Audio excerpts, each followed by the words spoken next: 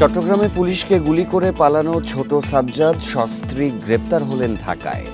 এর আগে ফেসবুক লাইভে বায়েজিদ থানার ওসিকে পেটানোর হুমকি দেন তিনি। পুলিশ বলছে এই সাজ্জাদ তালিকাভুক্ত সন্ত্রাসী। তার নামে রয়েছে ৩টি হত্যা থেকে শুরু করে অস্ত্র, জমি দখল ও চাঁদাবাজির নানা মামলা। তিনি বিদেশে পলাতক ৮ খুনের আসামি সাজ্জাদ হোসেনের অনুসারী।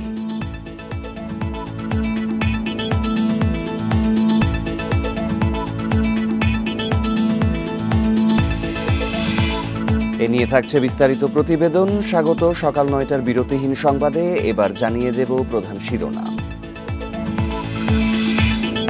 বুয়েট ছাত্র আবরার হত্যার আপিলের রায় আজ এসেছে উচ্চ আদালতের কার্যতালিকায়।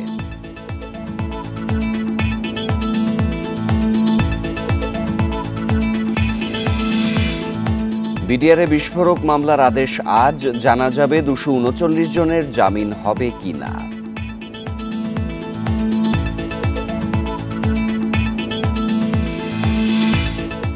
বন্ধের পথে নতুন ৬ সরকারি মেডিকেল কলেজ, কাছের মেডিকেলে শিক্ষার্থীদের ব্যবস্থা।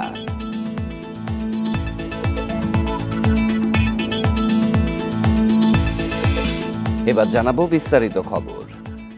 বুয়েটের শিক্ষার্থী আবরার ফাহাদ হত্যা মামলায় ডেথ রেফারেন্স ও আপিলের ওপর রায় ঘোষণা হতে পারে আজ। বিচারপতি AK মাসাদুজ্জামান ও বিচারপতি সৈয়দ এনায়েত হোসেনের হাইকোর্ট বেঞ্চের কার্যতালিকায় মামলাটি রায়ের জন্য রাখা হয়েছে। গত ২৪শে ফেব্রুয়ারি হাইকোর্ট মামলাটি রায়ের জন্য অপেক্ষমান রাখে।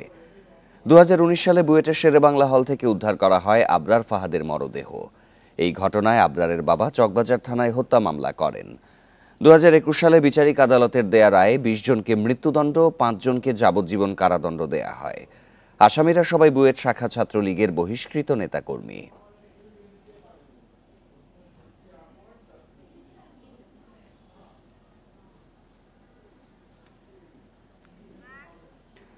এই ঈদে জামা জুতো অ্যাক্সেসরিজের ডিসকাউন্ট। চট্টগ্রামে পুলিশকে গুলি করে পালানো ছোট সাজ্জাদ সস্ত্রীক গ্রেপ্তার হয়েছেন ঢাকায়। এর আগে ফেসবুক লাইভে বায়েজিদ থানার ওসিকে হত্যার হুমকি দেন তিনি। পুলিশ বলছে তার নামে রয়েছে ৩টি হত্যাসহ ১৬টি মামলা। গত রাতেই তাদের চট্টগ্রামে নেওয়া হয়েছে।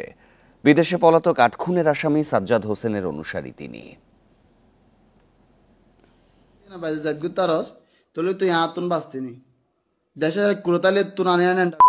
ফেসবুক লাইভে বায়েজিদ থানার ওসিকে পেটানোর এই হুমকি গত জানুয়ারিতে চট্টগ্রাম নগরীর অক্সিজেন এলাকায় তাকে ধরতে অভিযানে গেলে পুলিশের উপর গুলি চালান ২০২৪ সালের ৪ ডিসেম্বরে। তিনি চট্টগ্রামের তালিকাভুক্ত সন্ত্রাসী মোহাম্মদ সাজ্জাদ ওরফে ছোট সাজ্জাদ। তার নামে সেখানকার নানা থানায় রয়েছে হত্যা থেকে শুরু করে অস্ত্র, জমি দখল ও চাঁদাবাজির বেশ কিছু মামলা। এরপর তাকে ধরতে পুরস্কার ঘোষণা করে সিএমপি। অবশেষে শনিবার রাতে সস্ত্রীক গ্রেপ্তার হন রাজধানীর বসুন্ধরা শপিং কমপ্লেক্সের সামনে থেকে। 10:30টার দিকে গোপন সংবাদ পাই যে বসুন্ধরা সিটি শপিং মলে চট্টগ্রামের শীর্ষ সন্ত্রাসী ছোট সাজ্জাদ তার ওয়াইফকে নিয়ে শপিংয়ে আছে। ছোট সাজ্জাদকে গ্রেপ্তার করি। সে চট্টগ্রামের শীর্ষ সন্ত্রাসী। তার বিরুদ্ধে সিএমপির এবং চট্টগ্রাম জেলার বিভিন্ন থানায় মোট 16টি মামলা রয়েছে, যার মধ্যে বায়েজিদ বোস্তামি থানা রয়েছে 6টি মামলা, তারপরে চাঁদগাঁও থানা রয়েছে 4টি মামলা এবং হাটহাজারী থানা রয়েছে 6টি মামলা। মামলাগুলো বর্তমানে তদন্তাধীন রয়েছে। সিএমপির একটি বিশেষ টিম গত এক সপ্তাহ ধরে ঢাকায় অবস্থান করতেছি, তার গতিবিধি পর্যবেক্ষণ করতেছিলাম। এছাড়া সাজ্জাদের নেতৃত্বে চট্টগ্রামে একটি সন্ত্রাসী চক্র রয়েছে বলেও জানাচ্ছেন পুলিশ কর্মকর্তারা। বলছেন এখন তার সহযোগীদের গ্রেপ্তারে অভিযান চলছে।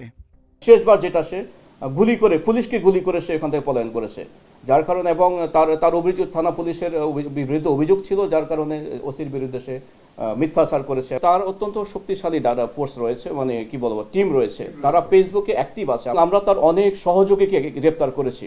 গত সপ্তাহে 2টা অস্ত্র সহ তার সহযোগী আমরা গ্রেপ্তার করেছি, বিদেশি অস্ত্র সহ, পিস্তল সহ। সাজ্জাদের স্ত্রীর নামেও একটি মামলা রয়েছে বলে জানিয়েছে পুলিশ। গত রাতেই তাদের চট্টগ্রামে নেওয়া হয়েছে। আনোয়ার সাদাত নূর, ইন্ডিপেন্ডেন্ট নিউজ, ঢাকা।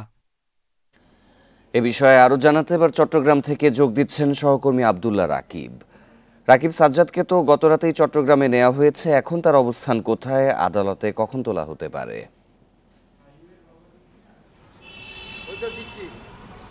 10টার পরে চট্টগ্রামের আদালতে তাকে নেওয়া হতে পারে। পুলিশের পক্ষ থেকে আমাদেরকে এখন পর্যন্ত এই তথ্যটি জানিয়েছে। তবে এখন পর্যন্ত তিনি পুলিশের হেফাজতে আছেন, চট্টগ্রামে এসে পৌঁছেছেন।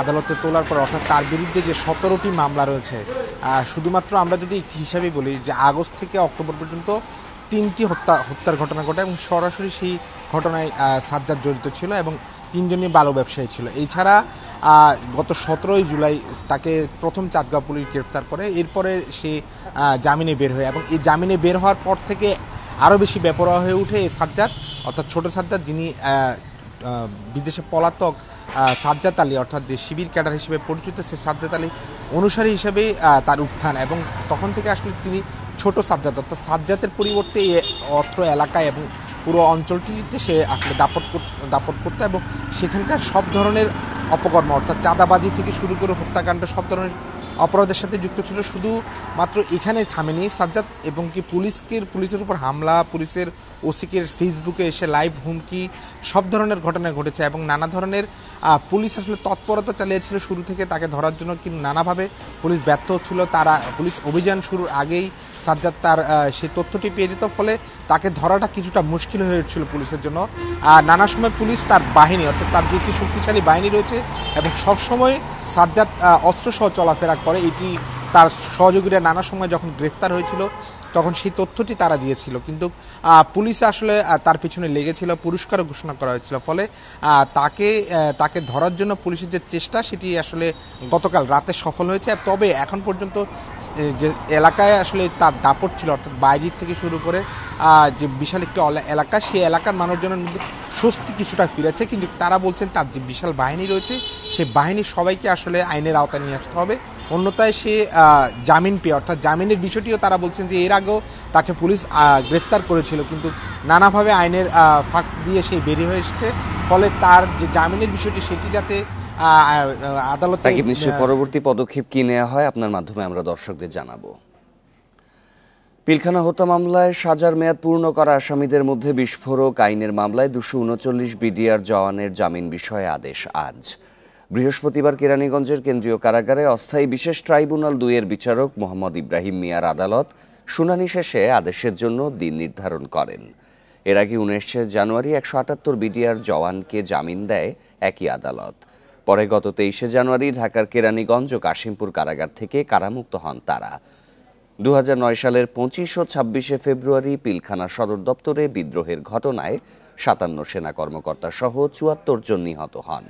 সেই ঘটনায় হত্যা ও বিস্ফোরক আইনে 2টি মামলা হয়। হত্যা মামলায় খালাস বা সাজা ভোগ শেষে বিস্ফোরক মামলার কারণে 468 জনের মুক্তি আটকে যায়।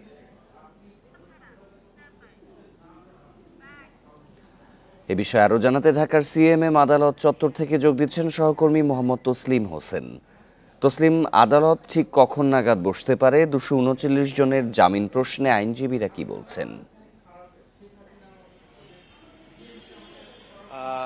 আপনারা জানেন 2009 সালের 25 ও 26 ফেব্রুয়ারি বিডিআর বিদ্রোহ কাণ্ডে মেজর জেনারেল শাকিল সহ মোট 56 জন সেনা কর্মকর্তা এবং 14 জন বেসামরিক সদস্য মিলিয়ে মোট 74 জন নিহত হয়।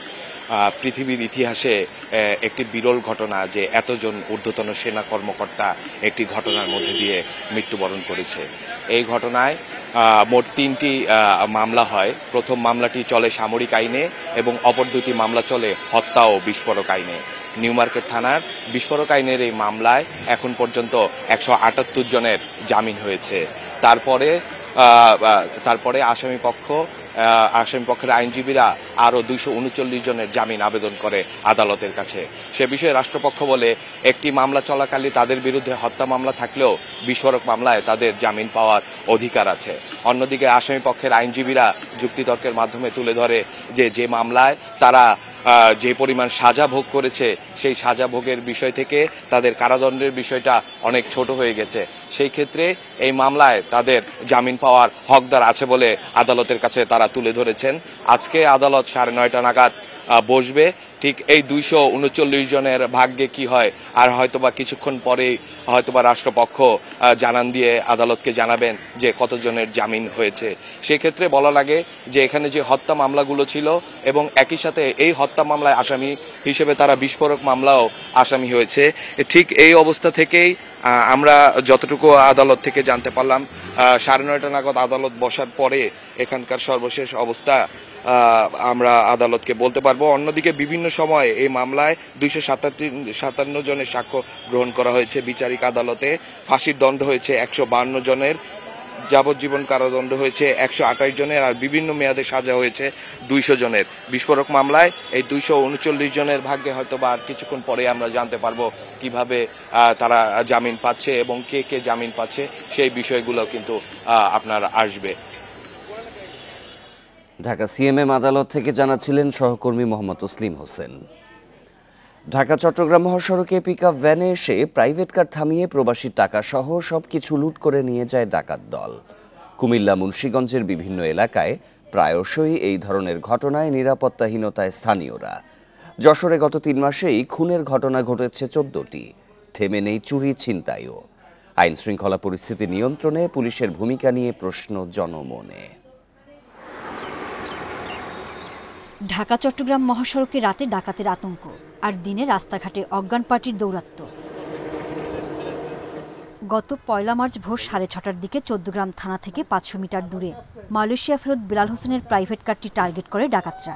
মহাসড়কে পিকআপ ভ্যানে এসে লুট করে নেয় মোবাইল ফোন, নগদ টাকা, 3টি লাগেজ সহ সবকিছু।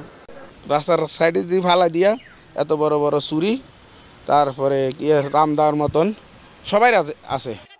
ঢাকা চট্টগ্রাম মহাসড়কের মুন্সিগঞ্জের ভবেরচর, কুমিল্লার দাউদকান্দি এবং 14গ্রাম এলাকায় সম্প্রতি এমন বেশ কয়েকটি ডাকাতির ঘটনা ঘটে। আমার ব্যাংক কার্ডে ছিল 1,10,000 টাকা, এটাও তুলে নিয়ে গেছে গা, আর আইফোনটাও নিয়ে গেছে গা, হাতে একটা ঘড়ি ছিল। যদিও আইনশৃঙ্খলা বাহিনীর দাবি এ ধরনের অপরাধ ঠেকাতে এরই মধ্যে নেওয়া হয়েছে ব্যবস্থা। এই হাইওয়েতে তো আসলে এখানে চেকপোস্ট বসানো সম্ভব না, এত দ্রুতগতির গাড়ি চেকপোস্ট থামানো সম্ভব না। তারপরে আমরা যেগুলো নাম্বারবিহীন পিকআপ আছে ওগুলো ধরার জন্য আমরা হাইওয়েকে বলেছি। যশোরে গেল 3 মাসে খুন হয়েছেন 14 জন। এছাড়া 13টি ডাকাতি, 4টি ছিনতাই ও শতাধিক চুরির ঘটনা ঘটেছে। এসব ঘটনায় পুলিশের কঠোর তৎপরতা নেই বলে অভিযোগ নগরবাসীর। হতে গেল আমাদের একটা টায়ার উদ্ধার, আমার তালা কেটে একবার দুর্ধর্ষ ডাকাতি ভাই। যশোরে আইনশৃঙ্খলা পরিস্থিতির অবনতি ও অন্যান্য অভিযোগে 17 ফেব্রুয়ারি প্রত্যাহার করা হয় পুলিশ সুপার জিয়াউদ্দিন আহমেদকে। সোহেলি জাহান, ইন্ডিপেন্ডেন্ট নিউজ। বাংলাদেশ গুরুত্বপূর্ণ সময় পার করছে বলে মন্তব্য করেছেন জাতিসংঘের মহাসচিব আন্তোনিও গুতেরেস। শনিবার বিকেলে রাজধানীর একটি হোটেলে যৌথ সংবাদ সম্মেলনে তিনি আশা করেন দ্রুতই একটি সফল গণতান্ত্রিক পরিবেশে পৌঁছাবে বাংলাদেশ। পররাষ্ট্র উপদেষ্টা তৌহিদ হোসেন বলেন, মিয়ানমারে বাংলাদেশ হয়ে ত্রাণ পাঠাতে জাতিসংঘ করিডোর দিতে কাজ করছে সরকার।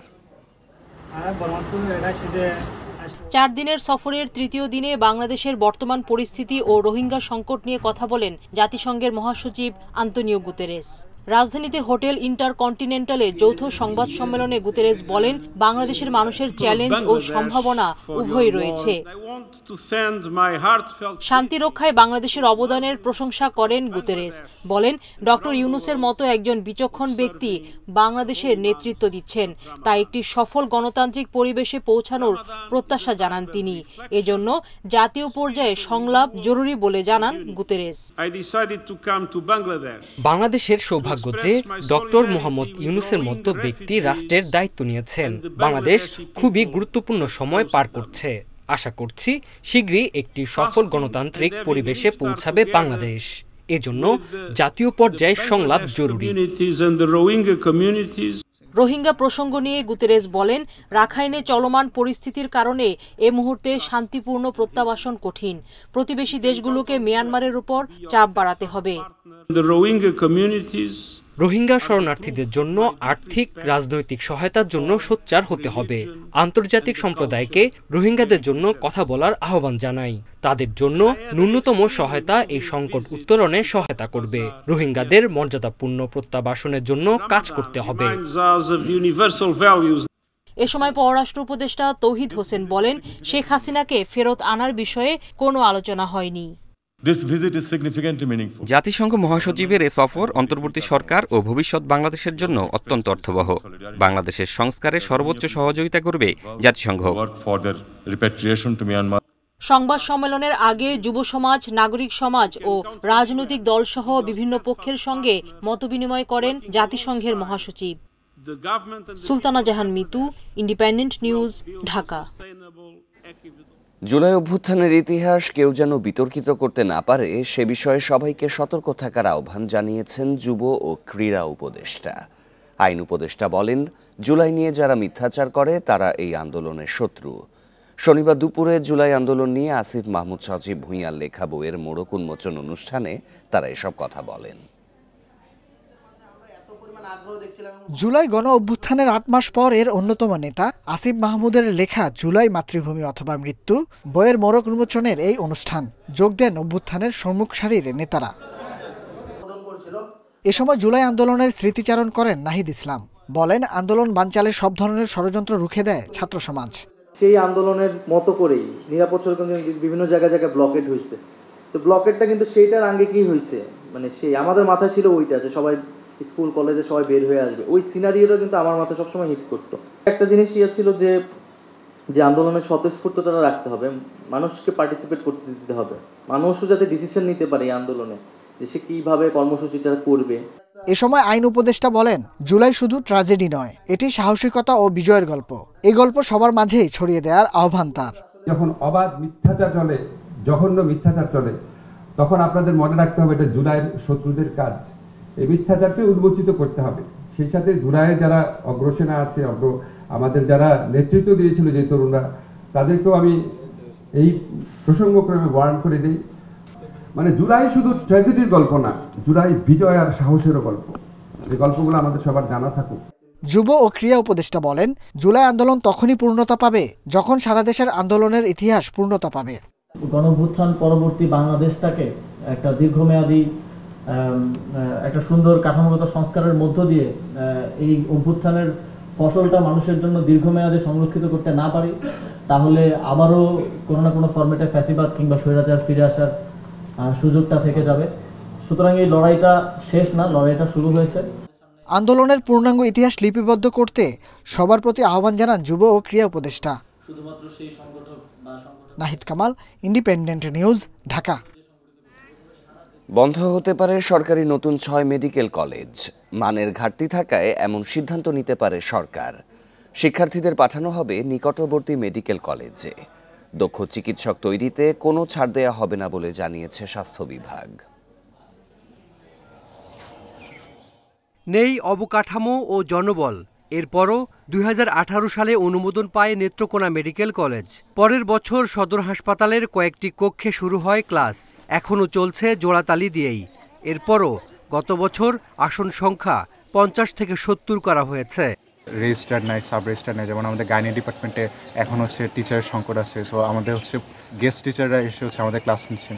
আমাদের মেডিকেলে ল্যাবের অনেক কিছু সংকট আছে, অনেক ইনস্ট্রুমেন্ট নাই, যেটা আমরা হাতে কলমে শিখতে পারতেছি না। আমরা শুধু বইয়ের উপরেই আমাদের নলেজটা থাকতেছে। চাঁদপুর মেডিকেলের জমি অধিগ্রহণই শেষ হয়নি, কিন্তু কলেজ চলছে 6 বছর ধরে। সদর হাসপাতালের মাত্র 8টি কক্ষেই চলছে এই কলেজ। স্থায়ী ক্যাম্পাস না থাকার কারণে আমাদের একটু স্পেসে প্রবলেম হচ্ছে আর কি, যে যদি একটা ব্যাচ করে তখন আরেকটা ব্যাচ স্পেস পায় না। একটা বিল্ডিং আসলে আমাদের ভাড়া নেওয়া হয়েছে, সেটা যদি আমরা চলে যেতে পারি হয়তো আমরা খুব শীঘ্রই চলে যাব, তখন হয়তো এই সমস্যা থাকবে না। আমাদের এখনো নিজস্ব হোস্টেল হয়নি, আমাদের একটা বিল্ডিং ভাড়া করে সেখানে ছাত্রদেরকে স্থান করে দেওয়া হয়েছে। এছাড়া নওগাঁ, নীলফামারী, মাগুরা ও হবিগঞ্জ মেডিকেল কলেজের অবস্থাও একই। 6টি মেডিকেলই তৈরি হয়েছে কোনো পরিকল্পনা ও প্রস্তুতি ছাড়া। এর পেছনে ছিল আওয়ামী লীগ আমলের প্রভাবশালী মন্ত্রী, এমপি ও আমলা। কোনো কলেজেরই নেই স্থায়ী ক্যাম্পাস। সদর হাসপাতাল বা ভাড়া ভবনে চলছে ক্লাস। নেই মানসম্মত ল্যাব। এখনও অনুমোদন হয়নি জনবল কাঠামোর। এত সংকটের মধ্যেও প্রতিটি মেডিকেলে বাড়ানো হয় আসন সংখ্যা। এই অবস্থায় 6 কলেজ নিয়ে নতুন করে ভাবছে সরকার। যে কোনো একজন প্রভাবশালী ব্যক্তি মনে করেছেন যে নিজের এলাকায় একটা প্রতিষ্ঠান স্থাপন করতে হবে, সেটাই ছিল এখানে মুখ্য। একটা মূল যে পরিকল্পনা দরকার, আমাদের দেশের চাহিদা কোথায় কোথায় মেডিকেল কলেজ স্থাপন করা দরকার, কোথায় হাসপাতাল স্থাপন করা দরকার, এটার যে একটা মহাপরিকল্পনা করে এগিয়ে যাওয়া দরকার, সেটা অনেক ক্ষেত্রেই করা হয়নি। এই বাস্তব পরিস্থিতির আলোকে আমরা চেষ্টা করব প্রত্যেকটা মেডিকেল কলেজের সমস্যাগুলো সমাধান করার জন্য। বন্ধ করার বিষয়টা আসলে সব শেষে, যদি কোনো কিছু কার্যকর না হয় সেক্ষেত্রে। স্বাস্থ্য বিভাগ জানিয়েছে রাজনৈতিক বিবেচনা এবং পরিকল্পনা প্রস্তুতি ছাড়া আর কোনো মেডিকেল কলেজের অনুমোদন দেয়া হবে না। Hasan Misbah, independent news, Dhaka. আরও জানাতে নওগাঁ ও নীলফামারী থেকে যোগ দেবেন সহকর্মীরা। শুরুতেই যাব নওগাঁতে, সেখানে রয়েছেন সহকর্মী সাদেকুল ইসলাম। সাদেকুল, যে 6টি মেডিকেল কলেজের কথা বলা হয়েছে, নওগাঁ তো সেখানে রয়েছে, তো নওগাঁ মেডিকেল কলেজে কি কি ধরনের সংকট রয়েছে?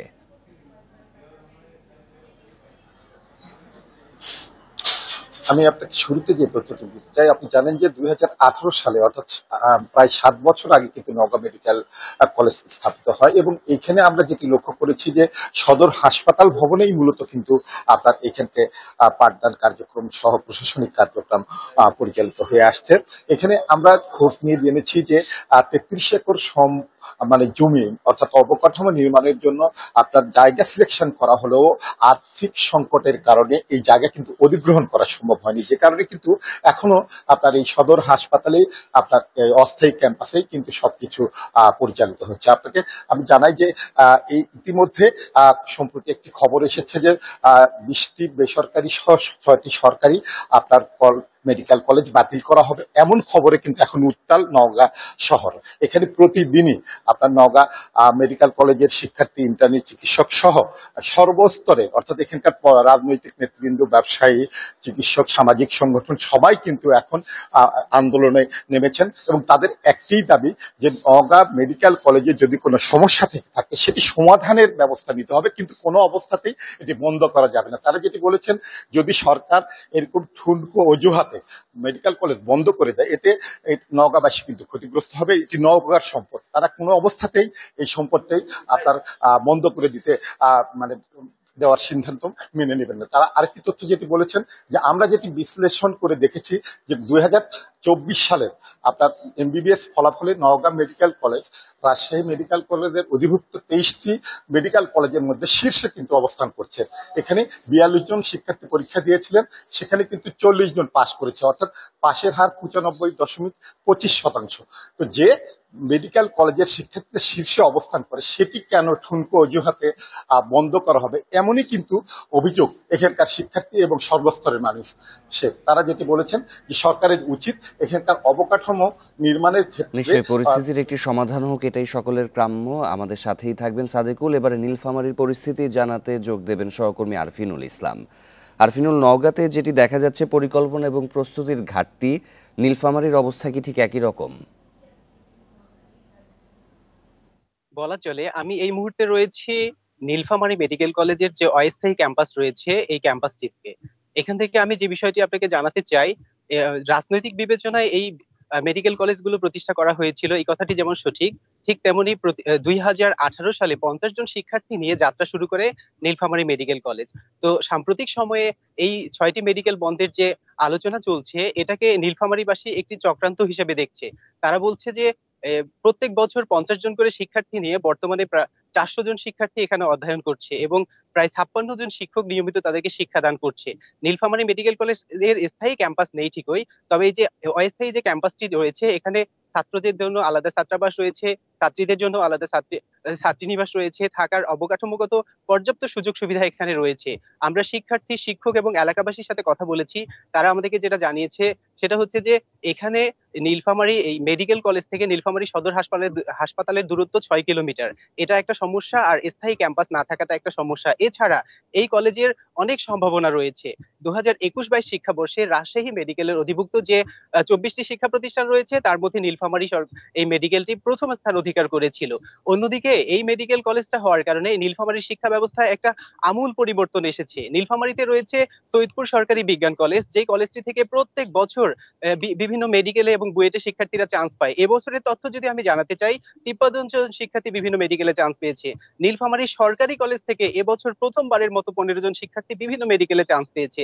তো এই এলাকার মানুষ বলছে যে এই মেডিকেলটা হওয়াতে এই এলাকায় শিক্ষার একটা বড় পরিবর্তন আসছে, যে কারণে প্রতিদিন তারা বিভিন্ন রকমের আন্দোলন সংগ্রাম করছে। এমনকি আজকেও আমি যখন এখানে দাঁড়িয়ে কথা বলছি তখন এই কলেজের শিক্ষার্থীরা আমাদেরকে জানিয়েছে যে আজ সকাল 11টা থেকে 1টা পর্যন্ত 2 ঘন্টার অবস্থান কর্মসূচি তারা পালন করবে, যাতে করে কোনোভাবেই এই মেডিকেল কলেজটি বন্ধ করা না হয়। এই ছিল আমার কাছে নীলফামারী মেডিকেল কলেজ থেকে এখানকার সর্বশেষ পরিস্থিতি। নওগাঁ এবং নীলফামারীর পরিস্থিতি জানাচ্ছিলেন সহকর্মীরা।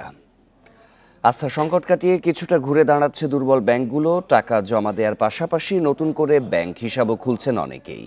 ব্যাংকাররা বলছেন আশঙ্কা থাকলেও আগের মতো সংকট নেই। ব্যাংকে টাকা তুলতে এসে এখন আর কেউ খালি হাতে ফিরে যাচ্ছেন না। বিশ্লেষকরা বলছেন আস্থা বাড়াতে সংস্কারের পাশাপাশি খেলাপি ঋণ আদায়ে জোর দিতে হবে। গেল আওয়ামী লীগ সরকারের আমলে অনিয়ম, দুর্নীতি ও লুটপাটের কারণে দুর্বল হয়ে পড়ে বেশ কয়েকটি ব্যাংক। গ্রাহকের চাহিদা অনুযায়ী টাকা ফেরত দিতেও ব্যর্থ হয় তারা। অন্তর্বর্তী সরকারের নতুন গভর্নর দায়িত্ব নেওয়ার পর দুর্বল ব্যাংকের পরিচালনা পর্ষদ ভেঙে গঠন করা হয় নতুন পর্ষদ। প্রথম দিকে দেয়া হয় তারল্য সহায়তা, পরে 6টি দুর্বল ব্যাংকে টাকা ছাপিয়ে 22,500 কোটি টাকা ধার দেয় বাংলাদেশ ব্যাংক। এমন বাস্তবতায় দুর্বল কয়েকটি ব্যাংক ঘুরে দাঁড়িয়েছে। টাকা উত্তোলনেও ভোগান্তি কমেছে। ইমপ্রুভ হয়েছে ব্যাংকগুলা। আমরা আগেও ভয় পাই না, কারণ ব্যাংক খাত এটা হচ্ছে আর্থিক খাত, এটা কখনো বন্ধ হওয়া বা হওয়ার কথা না। মোটামুটি আমরা আল্লাহর রহমতে পেমেন্ট পাচ্ছি, পেমেন্ট জমা দিচ্ছি। এখন আমি টাকা লাগছে 50,000, আমার 50,000 টাকা দিয়ে দিচ্ছে। 1 লাখ বললে 1 লাখ দিয়ে দেয়। ব্যাংকাররা বলছেন টাকা উত্তোলনের পাশাপাশি জমাও দিচ্ছেন কেউ কেউ। কাউন্টারে লেনদেন অনেকটাই স্বাভাবিক। অনলাইন সেবাও পাচ্ছেন গ্রাহকরা। আগে মানুষ ডিপিএস এর কিস্তি দেওয়া বন্ধ করেছিল, অনেকে সেগুলো জমা দিচ্ছে। ওয়ার্কার স্যালারি, ওয়েজেস এবং অন্যান্য বিল, ইউটিলিটি বিল টিল এগুলোর জন্য তারা যে পরিমাণ টাকা যাচ্ছে আমরা না করছি না। দুর্বল ব্যাংকের শীর্ষ কর্মকর্তারা বলছেন লেনদেন স্বাভাবিক হচ্ছে, এমনকি ছোট ঋণও দেয়া হচ্ছে গ্রাহকদের। আমরা ব্রাঞ্চের স্বাভাবিক কাজকর্ম চলছে, ছোটোখাটো লোন দেওয়ার জন্য ব্রাঞ্চগুলোকে বলা হয়েছে এবং মানুষ টাকা জমা লেনদেন এগুলো করতে পারছে। লোনগুলো ডিস্ট্রেসড হয়ে যাওয়া মানে কি, লোনের টাকাটা রিসাইকেল হচ্ছে না, আর আপনার ব্যাংকে আসতেছে না, তাই না? আপনার ব্যাংকে যদি না আসে তাহলে আপনি যখন ডিপোজিটের টাকা আসবে, টাকা উইথড্র করতে, তখন আপনি কোথেকে টাকাটা দেবেন, তাই না? তো এই দুর্বল হয়ে যাওয়ার ফলে কিন্তু তার এই সমস্যা হবে, এবং এই দুর্বলতাই কিন্তু আলটিমেটলি তার লিকুইডিটি প্রবলেমের উপর ইম্প্যাক্ট রাখছে। বিশ্লেষকরা বলছেন সংস্কার ও সুশাসনের ধারা অব্যাহত থাকলে শিগগিরই ব্যাংকিং খাত আরও শক্তিশালী হবে। Shafil Alam Sujan, independent news, Dhaka. মাগুরায় শিশু ধর্ষণের মামলায় আদালতে স্বীকারোক্তিমূলক জবানবন্দি দিয়েছে প্রধান আসামি হিটু শেখ। শনিবার বিকেলে মাগুরার সিনিয়র জুডিশিয়াল ম্যাজিস্ট্রেট সব্যসাচী রায়ের আদালতে 164 ধারায় জবানবন্দি দেন অভিযুক্ত হিটু শেখ।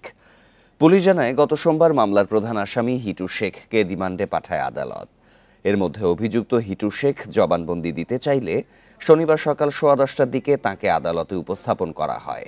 বিকেল 4টা পর্যন্ত আসামির জবানবন্দি রেকর্ড করেন বিচারক। পরে তাঁকে কারাগারে পাঠানো হয়। এই মামলায় আরও 3 আসামি 5 দিনের রিমান্ডে আছে। এদিকে বৃহস্পতিবার ভুক্তভোগী শিশুর দাফনের পর অভিযুক্তদের বাড়িতে আগুন দেয় বিক্ষুব্ধ এলাকাবাসী। 6 মার্চ বোনের বাড়িতে এসে ধর্ষণের শিকার হয় 8 বছরের শিশুটি। 1 সপ্তাহ পর ঢাকা সিএমএইচে মারা যায় সে। বরিশালের শিশু ধর্ষণ চেষ্টার মামলার আসামি সুজন গণপিটুনিতে নিহত হয়েছেন।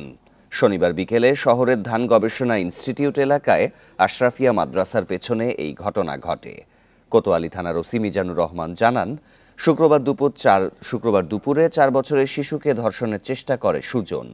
এ সময় শিশুটি চিৎকার করলে পালিয়ে যায় সে। এই ঘটনায় শনিবার সকালে ভুক্তভোগীর পরিবার বাদী হয়ে সুজনকে আসামি করে থানায় মামলা করেন। বিকেলে স্থানীয়রা সুজনকে দেখতে পেয়ে গণপিটুনি দিয়ে পুলিশে খবর দেয়। পরে পুলিশ এসে সুজনকে উদ্ধার করে হাসপাতালে নিলে চিকিৎসক মৃত ঘোষণা করেন। নিহতের পরিবারের দাবি, পূর্বশত্রুতার জেরে সুজনকে মারধর করা হয়েছে।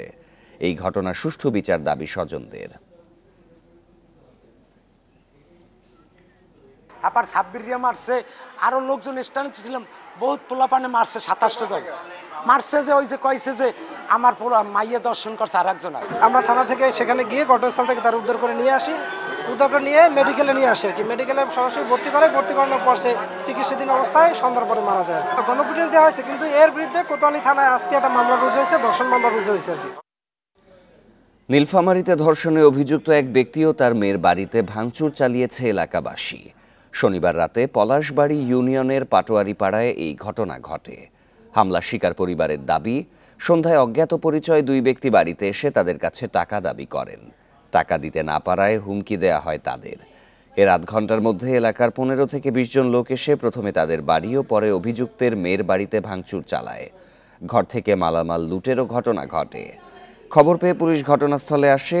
অভিযোগ পেলে আইন অনুযায়ী ব্যবস্থা নেওয়ার আশ্বাস তাদের। শুক্রবার 7 বছরের শিশুকে ধর্ষণের অভিযোগে গ্রেপ্তার করা হয় ভ্যান চালক আবু বক্করকে। পরদিন তাকে আদালতের মাধ্যমে কারাগারে পাঠানো হয়। বাসী ক্ষুব্ধ হয়ে তার বাড়ি ভাঙচুর করে, ঘটনার সত্যতা আছে। আমরা প্রাথমিকভাবে সেখানে পুলিশ গিয়েছিল।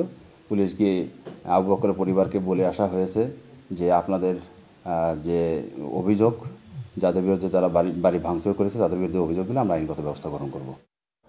হাসপাতালে ডায়ালাইসিস অবস্থায় মারা গেছে শীর্ষ সন্ত্রাসী হেজাজ বিন আলম ওরফে এজাজ। শনিবার সন্ধ্যায় ঢাকা মেডিকেল কলেজ হাসপাতালে তার মৃত্যু হয়। সম্প্রতি তাকে আটকের পর মোহাম্মদপুর থানায় হস্তান্তর করে সশস্ত্র বাহিনী। পরে থানা পুলিশ ডাকাতির মামলা দিয়ে আদালতে পাঠায়। ওই দিনই আদালত তাকে জামিন দেয়।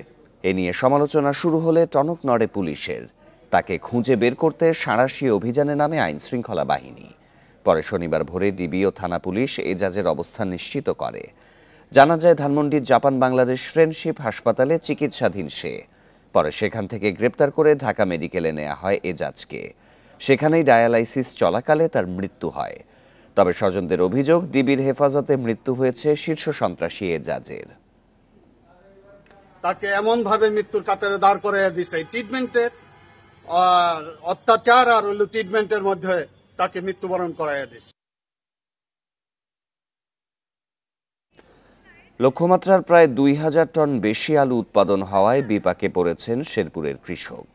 হিমাগারে জায়গা না থাকায় ট্রাক নিয়ে প্রতিদিনই বাইরে দাঁড়িয়ে থাকছেন তারা।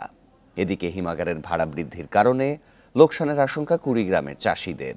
এমন বাস্তবতায় 2 মাস ঘরে আলু সংরক্ষণের পরামর্শ কৃষি কর্মকর্তাদের। আলু সংরক্ষণের জন্য শেরপুরে সরকারি 2টি আর ব্যক্তি মালিকানার 1টি হিমাগার রয়েছে। এই 3টিতে ধারণ ক্ষমতা 13,000 টন। তবে এবার এই জেলায় আলু উৎপাদন হয়েছে 95,706 টন। পাশাপাশি জামালপুরের বক্সিগঞ্জের চাষিরাও ফসল রাখেন শেরপুরে। এতে হিমাগারে জায়গা নেই বললেই চলে। ট্রাকে আলু নিয়ে বাইরে অপেক্ষায় কৃষক। আমরা ভিতরে কি আলু নামাইতে পারবো কি নামাইতে পারবো না, এরকম কোনো সিদ্ধান্তই আমরা পাইতেছি না। হিমাগার কর্তৃপক্ষ বলছে ধারণ ক্ষমতার বেশি আলু আসায় এই বিড়ম্বনা। 95,000 মেট্রিক টন আলু উৎপাদন হয়েছে, আর আমাদের শেরপুরে মাত্র 13,000 মেট্রিক টন ধারণ ক্ষমতা সম্পন্ন 3টা কোল্ড স্টোরেজ। আদৌ সম্ভব নেই এগুলো ধারণ মানে মজুদ সংরক্ষণ করেন। কৃষি বিভাগ বলছে শেরপুরে এবার 5,212 হেক্টর জমিতে আলু চাষের লক্ষ্য ছিল, কিন্তু আরও 105 হেক্টর বেশি চাষ হওয়ায় উৎপাদন বেড়ে গেছে প্রায় 2,000 টন। আলু সংরক্ষণটা নর্মালি কৃষক তার বাড়িতে 2-3 মাসের জন্য আলু নর্মালি সংরক্ষণ করতে পারে, কিন্তু লং টাইম যদি সংরক্ষণ করতে হয় তাহলে তাকে কোল্ড স্টোরেজে রাখাটাই শ্রেয়। আমরা 2-3 মাসের যেটা হয় সেটা সেইভাবে আমরা তাদেরকে মোটিভেশন দিচ্ছি। এদিকে হিমাগারের ভাড়া বাড়ায় লোকসানের শঙ্কায় কুড়িগ্রামের চাষিরা। আবার বাজার দর কম থাকায় বিক্রি করেও বেশি লাভ হচ্ছে না। এ নিয়ে অনেকটা উভয় সংকটে কৃষক। যেখানে আমরা দিয়েছি 3 টাকা 3.5 টাকা স্টোর ভাড়া, কিন্তু এই বছর সেখানে 6 টাকা 75 পয়সা। কুড়িগ্রামেও লক্ষ্যমাত্রার 1100 হেক্টর বেশি জমিতে আলু চাষ হয়েছে। এখন পর্যন্ত হিমাগারে জায়গার সংকট নেই, তবে অনেক চাষি এখনও ফসল ঘরে তোলেননি। তাপস সরকার, ইন্ডিপেন্ডেন্ট নিউজ। 1.5 যুগ ধরে চলে আসছে ফেনীর জহিরিয়া মসজিদে ইফতারের আয়োজন। মুসল্লিদের দানে ধনী গরিব প্রায় 1,500 রোজাদার একসাথে বসে ইফতার করেন। এদিকে 300 বছর ধরে নোয়াখালীর মোল্লাবাড়িতে আয়োজন করা হয় ইফতারের। একসাথে ইফতার ও রাতের খাবার খেয়ে থাকেন গ্রামের ধনী গরিব সবাই। এতে সামাজিক বন্ধন আরও ভালো হয় বলছেন তারা।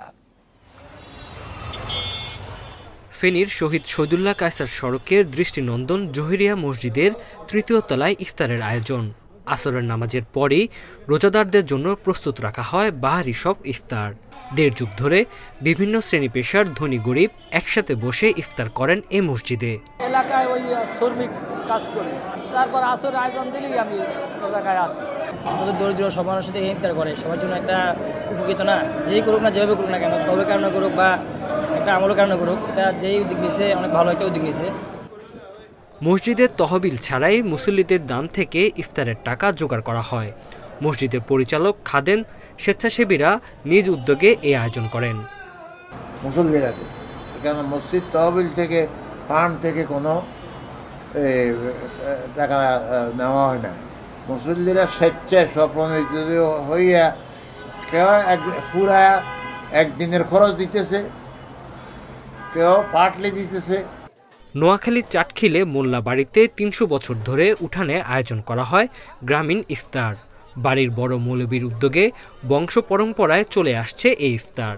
আমরা সবাই একসাথে ইফতার করতে পারতেছি এবং ইফতারের পূর্বে মুহূর্তে দোয়া কবুল হয়, এই জন্য আমরা সবাই আন্তরিকভাবে আল্লাহ রাব্বুল আলামিনের নিকট শুকরিয়া জ্ঞাপন করি। আল্লাহর রহমতে আর আমরা দেখি নাই গুনাহ, আজকে যা দেখলাম আর এই অনুষ্ঠান এইভাবে আর কেউ করে নাই, আমরা দেখিও না। রমজানে একদিন বাড়ির উঠানে গ্রামের ধনী গরিব সবাই আসেন ইফতারে।